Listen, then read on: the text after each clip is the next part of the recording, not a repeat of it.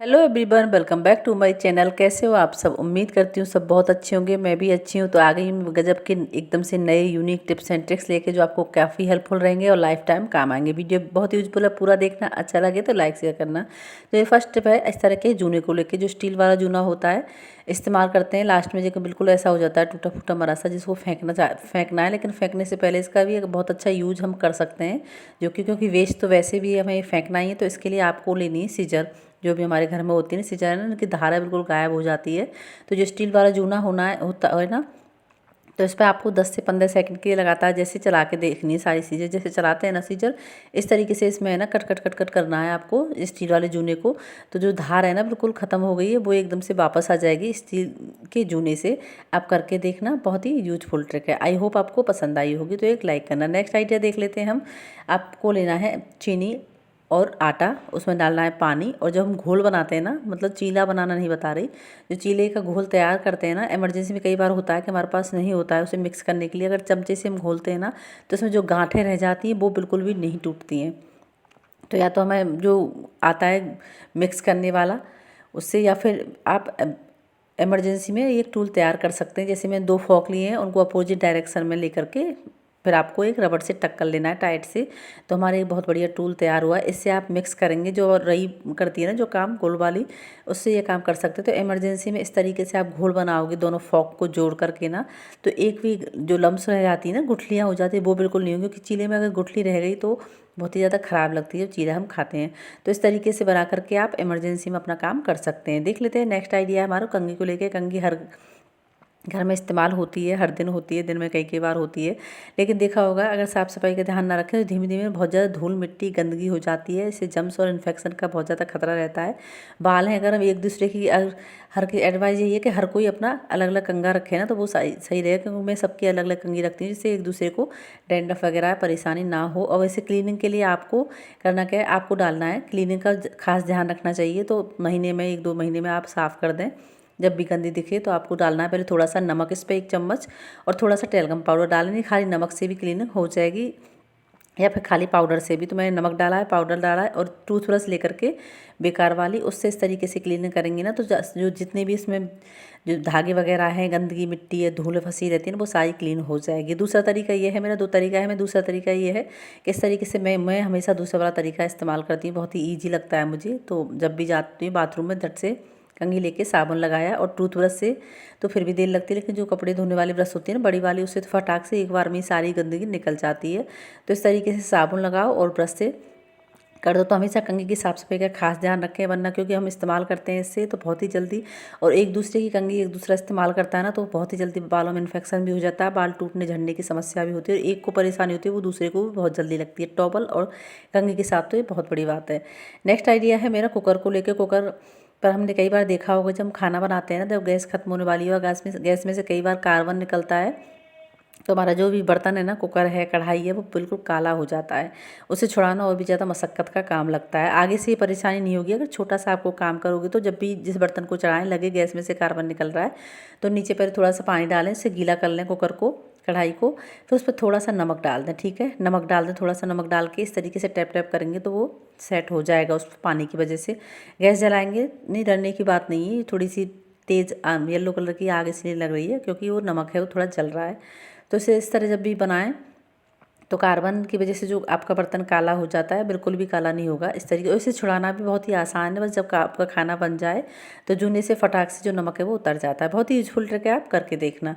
Next idea है मेरा, कई बार ऐसा होता है कि हमारा आटा ज़्यादा आ जाता है, या हम कहीं घूमने वगैरह चले जाएँ, आटा रह जाए, मतलब इस्तेमाल ना कर पाएँ, तो इसमें ना छोटे छोटे कीड़े लग जाते हैं, जिसकी वजह से आटा बहुत ही ज़्यादा ख़राब होता है, और एक जो धागा सा डल जाता है ना, इससे अजीब सा कीड़ा आता है, उससे भी तो बहुत ही ज़्यादा ख़राब लगता है। तो इसके लिए भी ना आप एक छोटा सा काम कर सकते हैं।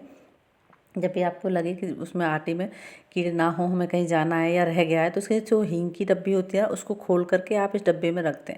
आपको कुछ करना नहीं है, बस हींग इस्तेमाल होती है हर घर में खाने में। तो हींग की डब्बी का ढक्कन खोल के आप इसके अंदर रख दें। अब इसका ढक्कन बंद कर दें, तो आपका आटा सेफ़ रहेगा, कीड़े झुनझुनी वगैरह वो नहीं लगेगी। देख लेते हैं नेक्स्ट आइडिया है मेरा दालों को लेके। किसी भी तरीके की दाल हो, खासकर चने की दाल की तो सबसे ज़्यादा परेशानी होती है। बहुत जल्दी कीड़ा लगता है चने की दाल में, बहुत ज़्यादा ख़राब, बिल्कुल अंदर बैठ जाता है, बिल्कुल खोखली कर देता है चने को। छोटे छोटे जो कीड़े होते हैं, तो किसी भी तरीके की दाल हो, चावल हो, इनको ठीक करने के लिए आप एक छोटा सा काम कर सकते हैं कि आपकी दालों में खाने में परेशानी ना हो। तो इसके लिए आपको लेनी है हल्दी, ज़्यादा नहीं, बस जरा मरा सी, मतलब जैसे मेरी इतनी दाल है तो उसमें थोड़ी सी 1/4 स्पून ही डालिए और हिला करके अब दालों को बंद करके, डब्बा करके बंद करके रख दें। तो आपकी दाल है वो सेफ़ रहेगी, बिल्कुल भी कीड़ा है जो झुनझुनी सी लगती है ना, धागा सा पड़ता है, वो बिल्कुल भी नहीं होगा। आपकी दाल, चावल, किसी भी तरीके की दाल हो, सबके साथ आपको यही करना है। देख लेते हैं नेक्स्ट आइडिया। कई बार ऐसा होता है हमारे डब्बे का ढक्कन है ना गुम हो जाता है, और एकदम से नया नया ढक्कन, मतलब नहीं, टूट जाता है, फूट जाता है, किसी वजह से डब्बा रह जाता है तो उसको फेंकने का मन नहीं करता। तो हम उसे बहुत ही अच्छे से यूज कर सकते हैं बिना ढक्कन के भी। कैसे आप क्या किस चीज़ को ढक्कन बनाना है इसका आप आइडिया देख लें। लेना आपको बैलून मिल ही जाते हैं बच्चों के, अक्सर बैलून का आगे का माउथ पार्ट है वो आपको काट देना है सीजर की हेल्प से, और जो पीछे का है ना उसकी वजह, इसको आपको अच्छे से ढक्कन की तरह आपको डब्बे पर ढक देना है। बहुत ही अच्छे से फिक्स हो जाएगा ये। और जैसे वो जो ढक्कन काम करता है ना बिल्कुल टाइट होके, इसी तरीके से करें। कोई भी सामान रखेंगे तो उसमें कीड़े वीड़े भी नहीं लगेंगे, ना ही वो सामान निकलेगा, लीक होगा।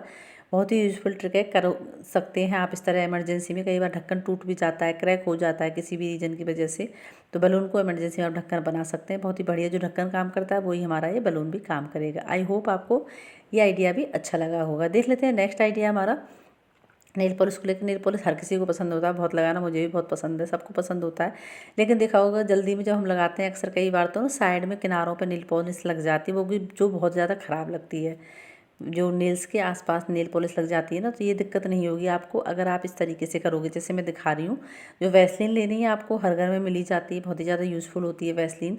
तो जब भी नेल पेंट लगाना हो ना, उससे पहले आप है ना नेल्स के आसपास किनारों पर ना थोड़ी थोड़ी वैसलीन लगा लें, फिर आप नेल पॉलिश लगाएं। अगर गलती से लग भी जाएगी ना साइड में, तो ज़रा सा आप हाथ लगाएंगे, फटाक से हट जाएगी वो, जो स्किन पर नेल पेंट नहीं लगेगी। मैं आपको लगा के दिखाऊंगी, जैसे साइड में मैंने खुद लगा के दिखाई है आपको जल्दी में, क्योंकि मैंने अभी वैसे नहीं लगाई। तो ज़रा सा हाथ लगाओगे तो साथ हाथ या कॉटन की हेल्प से फटाक से वो छुट जाएगी, क्योंकि वो स्किन हमारी चिकनी है वैसलीन की वजह से। तो नेल पेंट लगी भी है ना, तो हमारी स्किन पर फिक्स नहीं हो पाएगी और आराम से हट जाएगी कॉटन या कपड़े की हेल्प से। है ना कितना यूजफुल सा आइडिया। वरना कई बार ऐसा होता है क्योंकि नेल पॉलिश है ना सिर्फ नेल्स पे ही अच्छी लगती है, आसपास लगी हो ना बहुत ही गंदा लगता है कि हमें इतना भी मैनर्स नहीं है कि नेल पॉलिश कैसे लगाई जाती है। ठीक है ना, देख लेते हैं नेक्स्ट आइडिया है हमारा। आपको लेनी है टी शर्ट, बच्चों की पड़ी रहती है, टी शर्ट हो, शर्ट हो, छोटी मोटी कट फट जाती है, पुरानी हो जाती है बहुत ज़्यादा इस्तेमाल करके, तो बहुत ही बढ़िया यूज इसको करना है आपको। तो जो भी कट फट गई है आपकी टी शर्ट वगैरह लेनी है, झाड़ू में इसी तरीके से लपेटनी है जैसे मैंने आपको दिखाइए। अब आपको रबड़ बैंड लेना है, उससे आपको टक कर देना है इस तरीके से, जिससे कि हम इसे बहुत ही बढ़िया टूल तैयार करेंगे जो कि आपकी काफ़ी हेल्प करेगा डेली लाइफ में। तो इसको भी एक रबड़ मैंने पीछे लगाई है, एक रबड़ मैंने आगे लगाई, अब वो हो गई एकदम से फिक्स। अब उस पर थोड़ा सा डालना है आपको पानी। ठीक है, पानी डालेंगे हल्का हल्का, एकदम से ज़्यादा गीला नहीं करना है, हल्का हल्का गीला हो जाए जिससे कि हमारी काम को आसानी से कर पाए। तो हो गया ना बढ़िया सा टूल तैयार। अब इसको इस्तेमाल वहाँ पर करना है, वो देखा होगा कई बार जहाँ हमारा हाथ नहीं, जैसे झाड़ू पोंछा हर घर में हर दिन होता है, लेकिन कई बार हमारा हाथ नहीं जाता है कि हम वहाँ से सफाई कर पाएँ। तो ये झाड़ू उस जगह पर जाकर, जैसे दीवार हैं, अलमारियाँ हैं जिनके कई बार उनके नीचे हाथ नहीं जाता है, तो इस झाड़ू की वजह से हम जो भी धूल मिट्टी गंदगी बाल वगैरह फंसे रहते हैं, तो वो आसानी से ये झाड़ू है ना जो हमने टूल तैयार करा है टी शर्ट लगा के, ये आसानी कर देगा आपकी जो मुश्किल से मुश्किल काम है। तो सारी धूल मिट्टी गंदगी जाले बाल वगैरह सारे एक निकल के आ जाएंगे। देखो कितनी गंदगी निकल के आई है। तो इस तरीके से आप क्लीनिंग कर सकते हैं।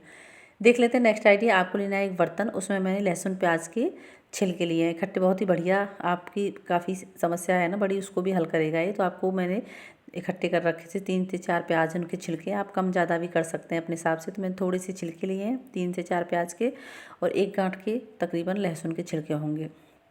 थोड़ा ऊपर नीचे हो तो कोई बात नहीं। फिर लेनी है आप मैं लौंग, 5 से 6 लौंग लिए हैं। और ये है कपूर जो हम पूजा में इस्तेमाल करते हैं, बहुत ही ज़्यादा स्ट्रॉन्ग फ्रेगनेंस होती है कपूर की, जानते हैं सब लोग, है ना। तो मैं 4 चीज़ हो गई, लहसुन प्याज के छिलके, कपूर और लौंग। उसमें डाल देंगे थोड़ा सा पानी, और इसमें सबसे लास्ट में डालेंगे हम नींबू। ठीक है, एक आधा नींबू है उसका जूस हमने डाल लिया है। इतना बढ़िया चीज़ तैयार होगी आपकी। अब इसको चढ़ा देना है आपको गैस पे, और इसे गर्म करना है तकरीबन आपको ये, जिससे कि ये उबल जाए, 1-2 खदका आ जाए इसमें, अच्छे से उबल गया है, ठंडा हो गया है, छान लेना है। इतना बढ़िया सोल्यूशन तैयार होगा। आपकी सबसे बड़ी परेशानी खासकर बारिश के मौसम में तो अभी तैयार हो गया हमारा। अब इसको स्प्रे बोतल में आप भर लें। अब कहाँ पर कैसे इस्तेमाल करना है इसको, इस पे बटन भरने के बाद आपने देखा होगा बहुत ज़्यादा छिपकलियाँ आती हैं बारिश में, तो मक्खी है, मच्छर है, छिपकली है, कॉकरोच है, तो जहाँ भी लगे बहुत ज़्यादा मच्छर हैं, बहुत ज़्यादा छिपकलियाँ हैं, उन जगह आप स्प्रे करके देखना। ये सोल्यूशन है ना बहुत ज़बरदस्त काम करता है, आप इस्तेमाल करके देखना। नेक्स्ट आइडिया, मेरे बोतल इस तरह की कांच की बोतल आती हैं, खाली हो जाती हैं तो मैंने फेंकते ही, लेकिन फेंकना मत, इसके रैपर जो हटा के ना बहुत बढ़िया इस्तेमाल कर सकते हैं। इसका रैपर हटाना बड़ा ही आसान है, आपको जो हल्की हल्की आँच दिखानी है, ज़्यादा नहीं, हल्की हल्की आपको गैस धीमी करके आग दिखानी है। तो रैपर है एकदम से इसका जो चिपक रहा था ना वो गोंद है ना एकदम से मेल्ट सी हो जाएगी। फिर जैसे ही हाथ लगाएंगे ना एक फटाक से उस बोतल का जो रैपर है वो निकल के आ जाएगा 1 सेकंड में ही। बहुत ही ईजी ट्रिक है, करके देखना। अब आपकी बोतल एकदम से नीट एंड क्लीन हो गई, आप इस्तेमाल इसे कर सकते हैं।